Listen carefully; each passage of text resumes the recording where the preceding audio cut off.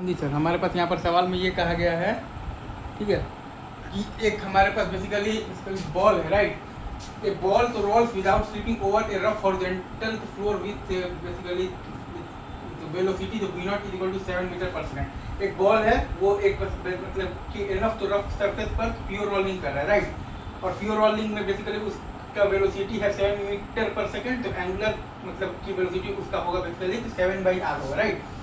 क्योंकि वो एक बॉल है जो कि एक बेसिकली हॉरिजॉन्टल सरफेस पर, तो रफ सरफेस पर प्योर रोलिंग कर रहा है, तो उसका वेलोसिटी है आगे की तरफ है बेसिकली 7 मीटर पर सेकंड। तो एंगुलर स्पीड होगा तो क्लॉकवाइज सेंस में होगा बेसिकली 7/r, राइट। और चूंकि वो प्योर रोलिंग कर रहा है तो स्टैटिक फ्रिक्शनल फोर्स का वैल्यू 0 लग रहा है, मतलब कि कोई भी फ्रिक्शनल फोर्स स्टार्टिंग में नहीं लग रहा है, राइट।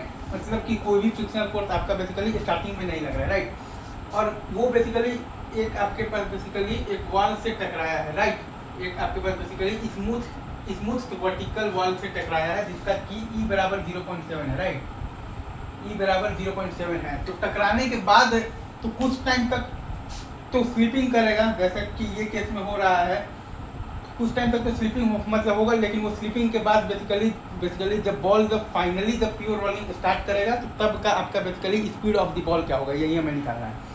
क्योंकि टकराने के बाद चूंकि आपके पास E बराबर 0.7 है, तो इस डायरेक्शन में स्पीड आ जाएगा आपके पास 4.9 मीटर पर सेकंड। लेकिन एंगुलर स्पीड तो वही है ओमेगा, मतलब कि ओमेगा बराबर 7/r ही रहेगा। अगर मैं फिर से बोल रहा हूँ कि आपके पास बेसिकली आफ्टर जो कोलिजन होगा ना, क्योंकि ये वर्टिकल वॉल आपके पास कैसा है बेसिकली स्मूथ है, राइट।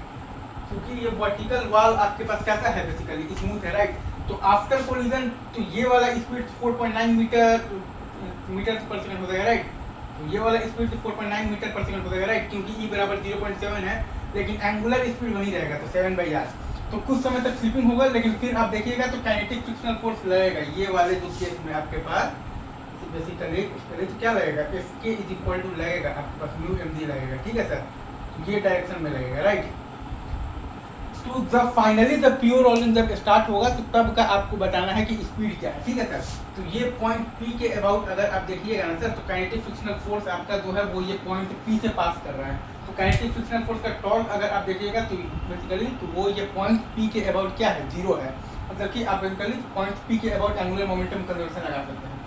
तो पॉइंट P के अबाउट एंगुलर मोमेंटम कंजर्वेशन लगाया है, पॉइंट P के अबाउट एंगुलर मोमेंटम कंजर्वेशन लगाया है, तो हमारे पास क्या आ गया है, m इंटू V नॉट है हमारा, मतलब हमारे पास 49/10 इंटू r, ये वाला है 49/10 इंटू r, और माइनस 2/5 mr² इंटू ओमेगा है हमारे पास 7/r, और बराबर, और ये जब प्योर रोलिंग जब स्टार्ट हो जाएगा तो 7/5 इंटू m इंटू तो v of the pure rolling into r बराबर है आपके पास 7/5 इंटू m इंटू तो v of the pure rolling into r।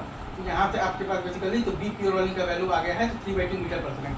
यहाँ से आपके पास बेसिकली तो v प्योर रोलिंग का वैल्यू आ गया है 3/2 मीटर पर सेकंड, ठीक है सर। अगेन मैं सवाल आपके लिए बोल देता हूँ। एक आपके पास सॉलिड स्फीयर था, वो एनफ रफ सरफेस पर प्योर रोलिंग करते हुए जा रहा था, उसका स्पीड था बेसिकली 7 मीटर पर सेकंड और एंगुलर स्पीड था 7/r। आफ्टर कोलिजन, और ये वॉल कैसा है आपका बेसिकली स्मूथ वर्टिकल वॉल है, तो एंगुलर स्पीड पर तो कोई फर्क नहीं पड़ेगा, 7/r ही होगा। लेकिन ये वाला स्पीड आपका चूंकि आपके पास E इज इक्वल टू 0.7 दे रखा है तो 4.9 हो जाएगा। तो ये पॉइंट P के अबाउट एंगुलर मोमेंटम कंजर्वेशन लगाकर जब प्योर रोलिंग स्टार्ट होगा तो तब का स्पीड हम लोगों ने निकाल लिया है। अगेन अच्छा सवाल है, डीसी पांडे का एक्सरसाइज का मेन ऐसे बेनिफिशियल नहीं है, जेई एडवांस की एक्सरसाइज का सवाल है।